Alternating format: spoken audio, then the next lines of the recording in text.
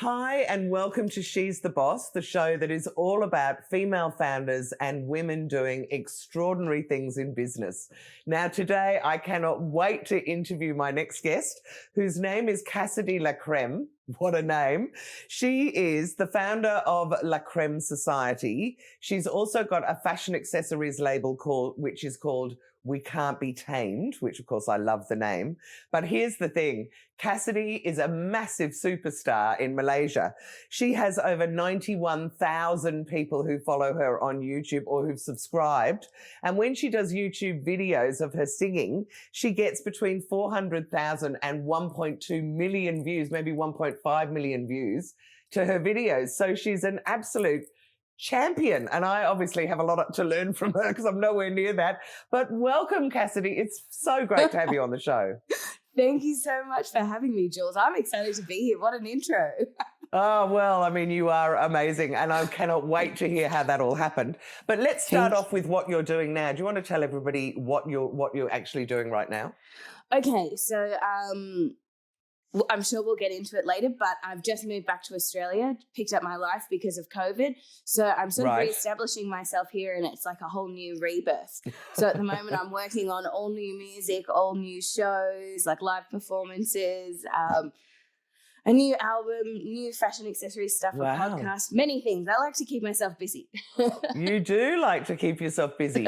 So, well, look, I think what we should do with you in particular, because it's such a fascinating story, is go back and let's tell the whole story of how you've got to where you are now. And then we can talk a bit more about what you're up to, because with so many things on, I want to know a little bit about all of them. But can you tell me how your career evolved? So where did you grow up? How big was your family? What did you think of school? Those kind of questions. Okay, sure. So basically I was born in Melbourne but raised on the Gold Coast. So come from a family of entertainers, like in my immediate family. My mother was a singer, she's a sculptor, and my dad is a stuntman and now a stunt coordinator. Wow. Yes. That's amazing. What a great family to grow up in. Exactly. And my brother's a musician as well. We've just started doing some projects together for the first time ever, which is amazing. So, very big family of entertainers, especially lots of cousins as well. But so grew up encouraged to do the arts and not being very, I guess you would say, stereotypically academic.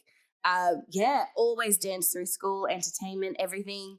I feel did you perform with your mum at all, or were you on stage when you were growing up? I did. I was on stage from the time I was 3.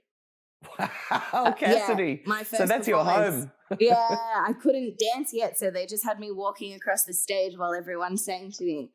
Sort of set me up for the future, I guess. But I feel like there's a lot in my history when it comes to that sort of stuff. So please let me know if I'm giving you too much detail. There is no such thing as too much detail, and we've got up to an hour to get through your story, so I want to hear all of it. So, so you grew up in this entertaining family up on the Gold Coast. Yes. What happened when you left school? Well, when I graduated school, I really wasn't.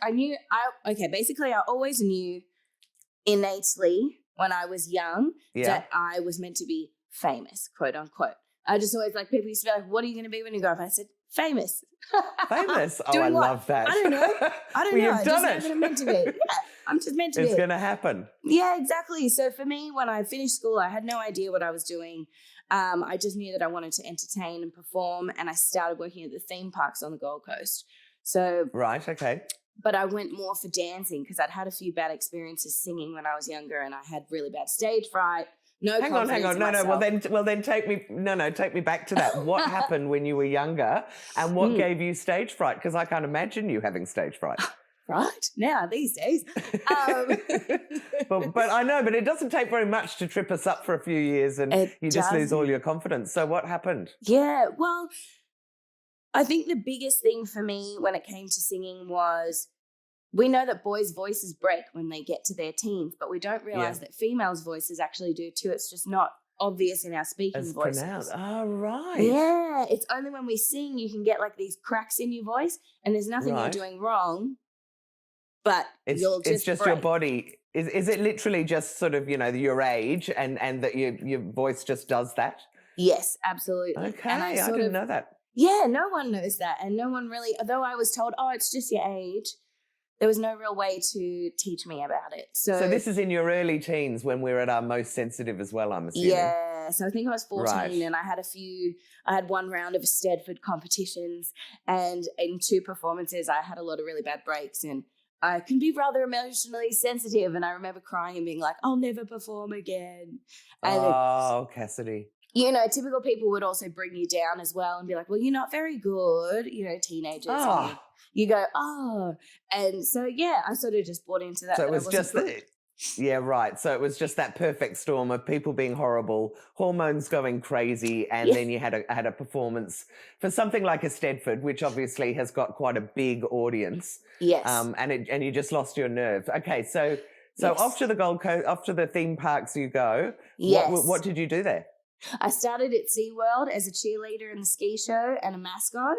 Right, and then I followed a boy to Germany with 4 days' notice. My boyfriend at the time was like, I'm moving to Germany to do a contract. So I jumped on a plane and... Wow. What did he do that he got a contract?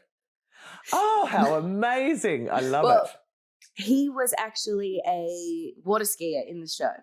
So he got a water ski contract overseas, and, you know, eternally like positive to a fault. He was like, well, just call them and see if you can get a job. So I did. And I was in Germany 4 days later thinking, what have I done? Yeah, magician's assistant. And anyway, ended up coming back to Australia and moved to Movie World. So then I was doing all the hosting and mascots there. And then everyone used to always say to me from the time I was a child, you should be a Marilyn Monroe impersonator. And you should. Yeah, that makes sense. Yeah, Have you always been blonde as a young girl as well? Always. Very blonde, very fair. And you can imagine, Gold Coast, I was always teased for having white skin. It was like, you look like you're dying. But adults would be like, don't worry, you look like Marilyn. Yeah, so, exactly right. It's like, no one's ever happy with what they've got. So then we, basically I started working at Movie World, and they encouraged me to try and audition for Marilyn Monroe. Right. And which you must have felt was your calling. No, I was terrified. Oh, no. I was terrified because Marilyn had to sing, and I was like, I don't sing. Right. And so it was really nice. I guess the best thing to mention was that it was because of some of the other girls who already played Marilyn that were really great, like sisters, and took me under their wing. They dressed me in their Marilyn costume and everything. So I got my Marilyn costume on, got the gig, and the rest of my life was sort of set into this whole new trajectory. Into a new motion. Absolutely. Okay, so you're on the Gold Coast, you're doing Marilyn Monroe, you've come back from Germany. What happened then? Yes. So I continued doing that for a while, absolutely loved it, started getting in love with singing again and gigging a little on the side. And then after a couple of years, an opportunity to sing at Universal Studios Singapore was opening for the first time in Singapore, and there was auditions, and they were looking for singer dancers and Marilyn Monroe and everything. So I was fortunate enough to secure the role there fortunate enough to secure the role there as Marilyn Monroe. But not as a singer. And hang on a minute though, did you do auditions in Australia for that role? Yes, I did. Okay. So I auditioned in Brisbane and then was taken out to Singapore about probably 4 months later. All right. Yes. So what was it like in Singapore? Very different. I loved it. Absolutely adored it. It was the greatest job ever. For 3 years I was there. Yeah. You know, you have your ups and downs in any job. So there were definitely struggles. People often make the difference though, don't they? So I'm assuming you had great people there that you loved. That's exactly right. For me, some people say it was the worst 3 years of their life. I say it's the best 3 years of my life.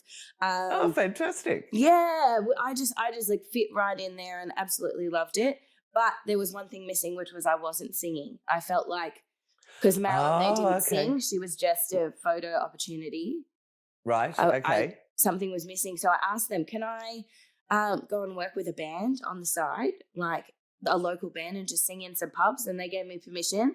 So I started singing in pubs with locals and mixing with the locals. And this is where I think the big magic starts to happen. Exactly. A lot of the foreigners who came over to SeaWorld, a lot of the foreigners who came over to Universal hung out with the other foreigners. Right. Whereas there are a couple of us that really got to know the locals and our colleagues. Did you learn the language? Were you able to speak Singaporean or whatever the language is over there? So Singapore's got 3 main cultures, the same as Malaysia.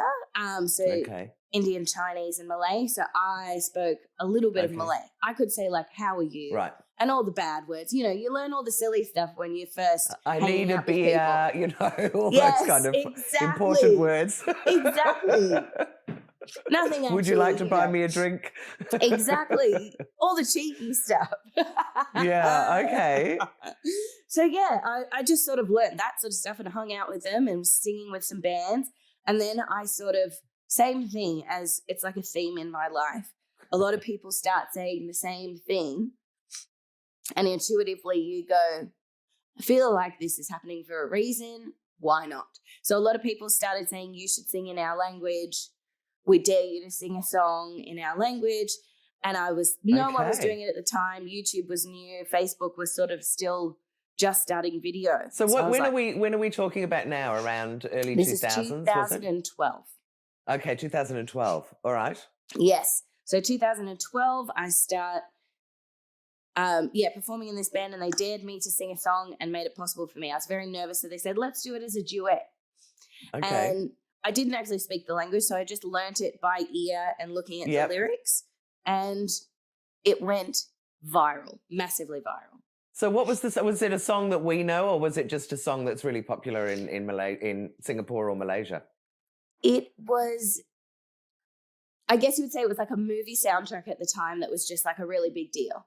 And one of my best friends there, I was trying to choose what song to sing, and she said, sing this one. This is really nice. And so I was like, okay, I've never heard it before.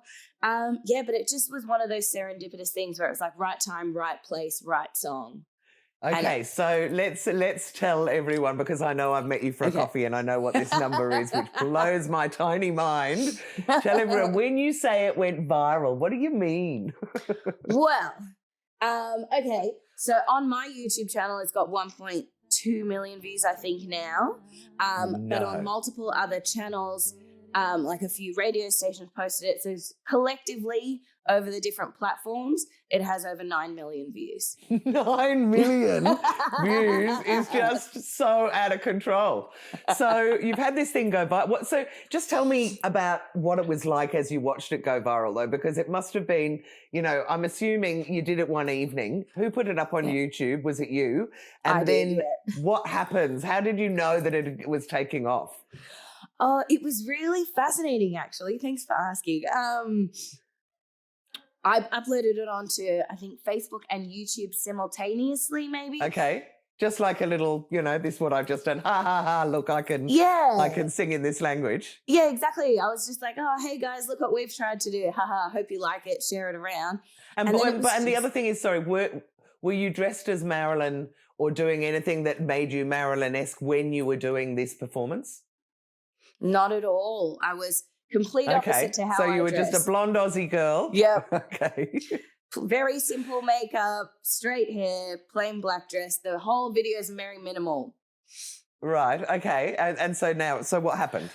It just went crazy. So you wake up the next morning, even that night. And how many were day? Oh, that night. That night, straight away, it was like every single person I knew was sharing it, and it was just like this instant thing, and we couldn't keep up with it. And I think we had, by the next morning, it was like 25,000 views.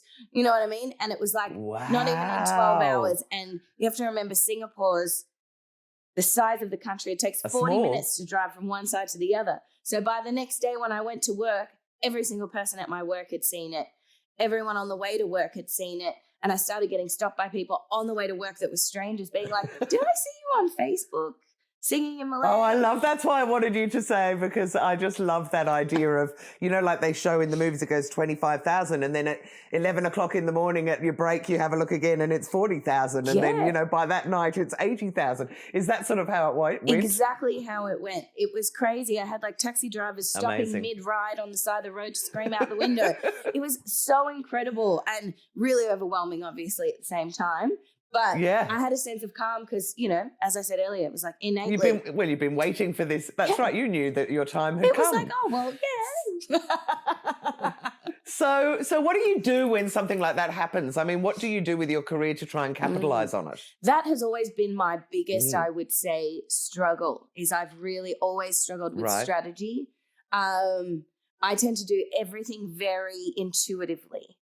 So, and I So you just started singing. Did you start doing more of them? I mean, that would be my natural instinct. If one's gone off, did you start doing? That would be your natural I'll go and learn instinct, some more songs. yes. And what was yours? Well, because I didn't speak the language, I was in a radio station doing interviews within a week.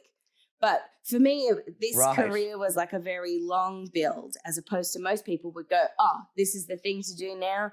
I'm going to pump out videos. I'm going to build this. I'm going to whatever. That's just not sort of how my brain works. So I sort of like let it ride. And next thing I knew, I got nominated for a music award for that one cover. Oh my God. Crazy. That is so fantastic. Yeah. So what did you do?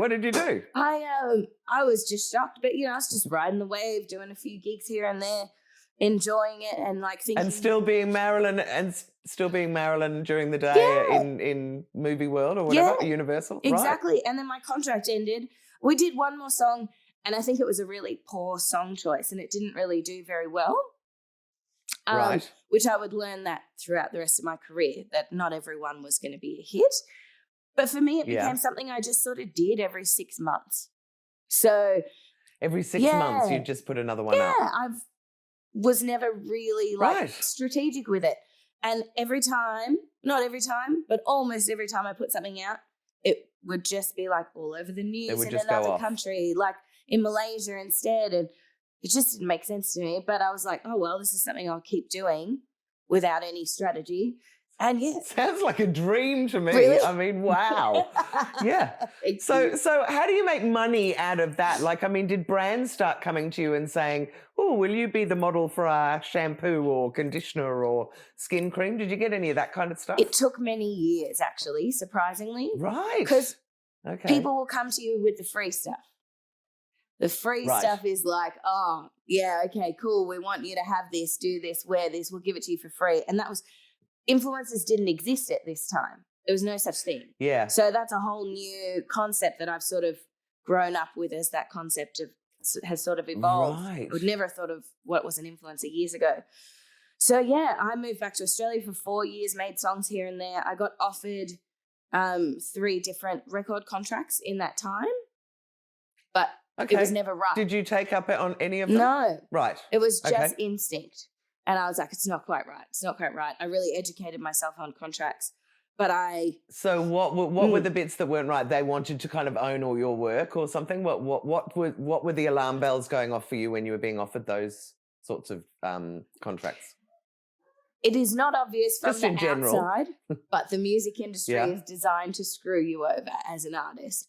So, I think even from the outside, we know that. We've seen everyone from Prince say he's a slave to George Michael to Taylor Swift re-recording all of her stuff at the moment, So I think we know that happens. Absolutely. But you could see that in the contract straight away, could you? To what extent you don't realise. You think, oh, they'll take a bit here, they'll control this.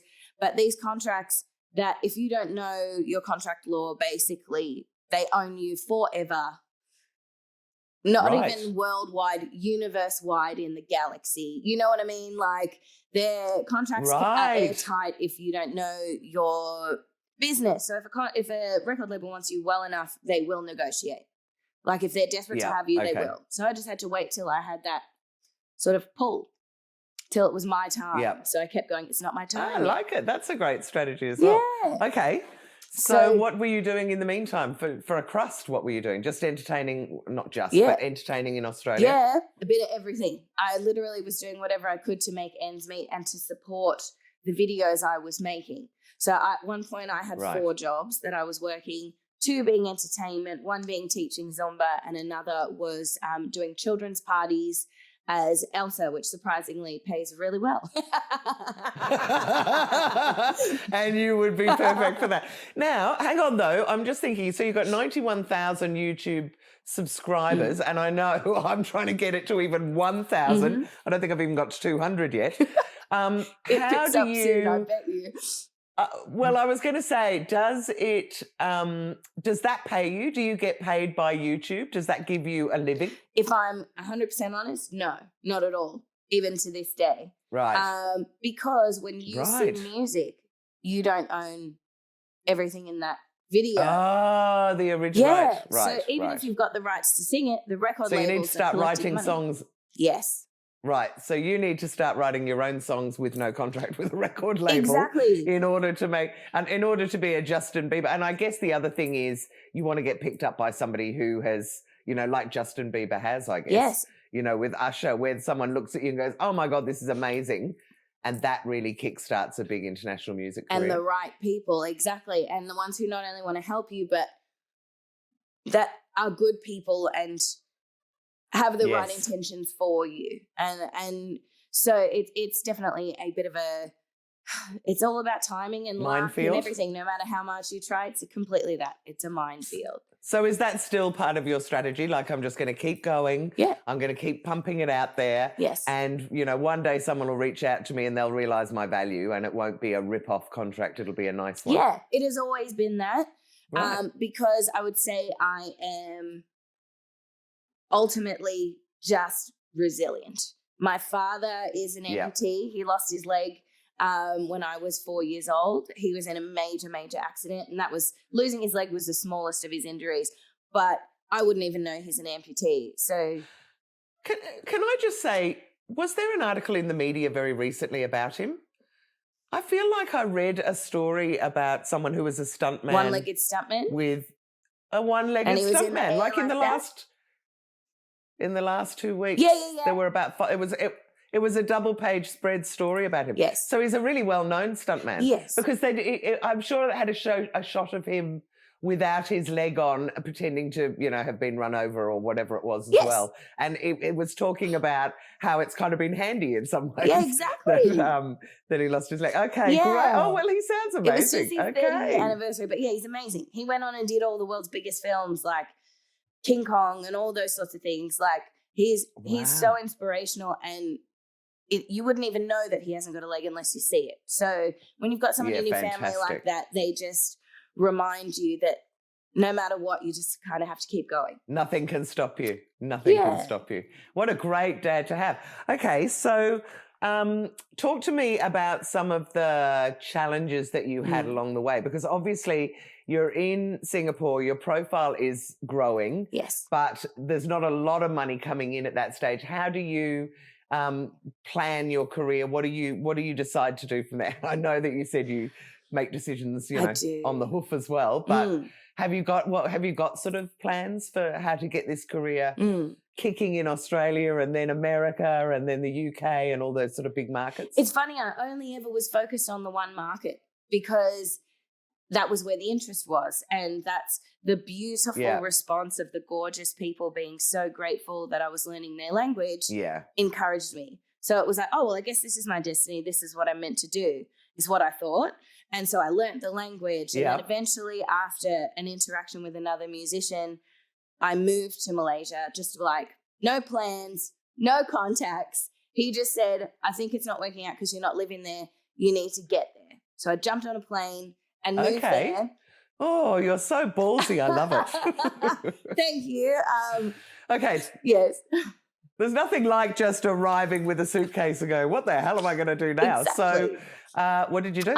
Well, basically, through that, I was very fortunate. As soon as people heard I moved there, that's when everything changed. It was exactly what that artist, his name's Amy Search, said to me, just go and it will happen. And it did. Within 3 weeks, I was sitting in the office of my dream record label, and it snowballed from there. Wow. And then I signed to Warner Music Malaysia, and I was with a record label named Raksasa. And it sort of all just took off from there. And I started living the artist life. And that's when you get people start to be like, oh, you're actually a recording artist now. You're legitimized, Wow. That's where it all develops. Unfortunately, that relationship didn't last, and that was absolutely heartbreaking for me. But it was such a learning process as well. We've got to grow up. And gave you a little taste of what to expect, I guess, when it happens next time, because it's definitely going to happen. I have no doubt about it at all. Thank you very much. That's if I ever sign with a record label again. We'll see. Well, maybe you could go and talk to the, I was going to say the Eurovision Song Contest people for Malaysia, but if Australia's in there, maybe Malaysia can get in there as well. Maybe. You never know. You never know. They are coming up. So what's your sort of big dream? Where would you like to be in 5 years? So for me personally, my dream has changed so much because of COVID. Had you asked me how? Well, a year and a week ago, I was in Malaysia. Yes. Yeah, exactly. I was just about to film a new music video independently, about to release a new single. I just finished filming TV, my first acting role in something similar to Underbelly. Okay. So I was like, it was all happening. I had really great momentum, and then COVID happened. I was really sick with pneumonia. My family was like, get back here now. Please come home. And I was like, it's never going to happen. I'm like so dedicated here. And I got on a plane, and in the last year, I have realized that as much as I love Malaysia and I will continue releasing music in Malay, I think that chapter is finished for me. Really? Yeah, not altogether. I thought you'd be racing back as soon as the borders open again. I know. I thought so too. And I will absolutely go there for shows, and I don't plan to stop making content and things. However, I don't think it's a healthy thing for me to do at the moment, because it's very challenging. It doesn't seem like it from the outside, and I don't share anything that's negative, but it's not nice to live in a country alone as a solo female without a partner, without family. Well, it's not nice to live in a country alone anyway. I know I went to London for 5 years, thinking in that first year, that a bit like you, I would imagine. I went, look, I've got a big personality, I make friends easily, it's going to be a breeze. And it was a very, very, very lonely first year before I really made good friends, and it's very disheartening when you just don't know anyone. Absolutely. It can be so disheartening. And even over there, they speak English, it's their first language, but it's still not the same culture. So as beautiful as it is to learn another culture, sometimes you've got to look after your own mental health first. So for me personally now, I feel like a lot of doors are opening up for me here to express myself in English. Oh! Yes. So... Oh, brilliant. Yeah. Oh, no, well, then I'm glad. I just didn't want you to, give up, which of course I know you wouldn't. Yes. But so it's all starting to happen here for you, is Absolutely. I've got multiple companies on the go at the moment. La Creme Society, Woohoo. yes, is, thank you. So what is La Creme Society? Tell me what's La Creme Society first. So La Creme Society is a new business that I've just launched, which will have the official launch in a few months, but it is about basically women in business. Similar to this, it'll be... Oh, fantastic. Yeah, it'll be influencer training, people who, not influencer as in Instagram influencer, but women who want to be of influence. And influential. Exactly. Influential. Yep. And so it's basically like teaching my lessons. There's got to be, the hardships I went through, how do we pass it on to someone else? Oh, fantastic. Yeah. I love that. And are you going to focus on creative women or just any women? Creative women, there will definitely be an avenue for, and there's a lot of online courses we're working on. So there will be one specifically for creative women. Oh, great. Yeah, and my specialty is sort of visual branding and things like that. So that's sort of the angle I'll be coming at it from. So that's really exciting. And I'm writing a book at the moment, so that will be part of that business. Yes. Yes, I've designed a fashion line for We Can't Be Tamed to eventually go into clothing. Yeah, so what is... Right, so what is We Can't Be Tamed? Any specific type of clothing? Or accessories? Yeah, currently it's just accessories. So big statement, giant earrings, big acrylic earrings, big sunglasses, like anything ridiculous, like look at me fashion, that's sort of what Love it is. Yep. You can't be tamed. You can't tell me what to wear, you know? Yeah, I love it. And I love big things like that as well. Oh, well, so I'm sure I'll be wanting to purchase. So tell me, and you said you had a whole lot of other stuff. So you've got a podcast. What's the podcast? Yes. What's that going to be called, and who are you going to be interviewing? Absolutely. Thank you. It's called Femme de la Creme. So women at the top of their field. Nice. So it's similar to this in the sense that I get to interview women who are really inspiring in their field. And amazing. It started out actually as an eating disorder / bullying sort of recovery thing. And it was more therapeutic for me because I really struggled with body image and an eating disorder. And, you know, that's good. It's a good story to share because a lot of people who are going through, you know, eating disorders and body image things need to know that you can come out the other end. Yes. And, you know, be successful. And you're so beautiful and you look so amazing all the time. Thank you. You know, so it's very inspiring. But I mean, I know things that are on the surface aren't always the same underneath. Well, yeah, exactly. And we choose what to share and we choose not to be a victim to it. But sometimes if you ignore it, it's still going to come up anyway. So and sometimes by talking about it, you can inspire and help other people as well, which is, you know, always the positive. Exactly, and it's been so healing for me. However, it has evolved into more about celebrating women. I realized that I was more leaning into the women around me and wanting to celebrate them. And if they've, exactly.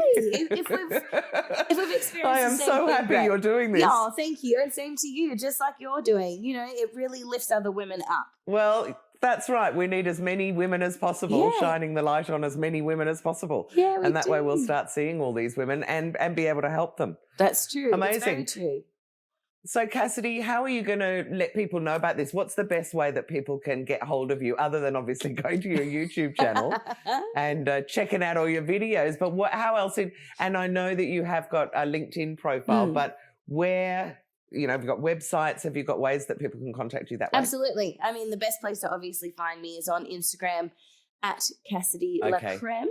Instagram, Facebook. Have you got millions of followers on Instagram? No, not millions. I've got 105,000. That's still pretty good. Thank you. My biggest platform is Facebook, though. That's where my biggest audience is, which is 200,000. Wow, Cassidy, you are absolutely amazing. Thanks. I just have no doubt at all that in a few years I will be seeing you on the TV, on the stage. You're going to be everywhere because you're such a lovely woman. Oh, thanks. And you've got a really distinctive style and you're just such a go-getter. I love it. Oh, thank you. I mean, so are you, similar. I think that's why we instantly bond because you know, you have such a great energy and I think what you're doing is absolutely amazing.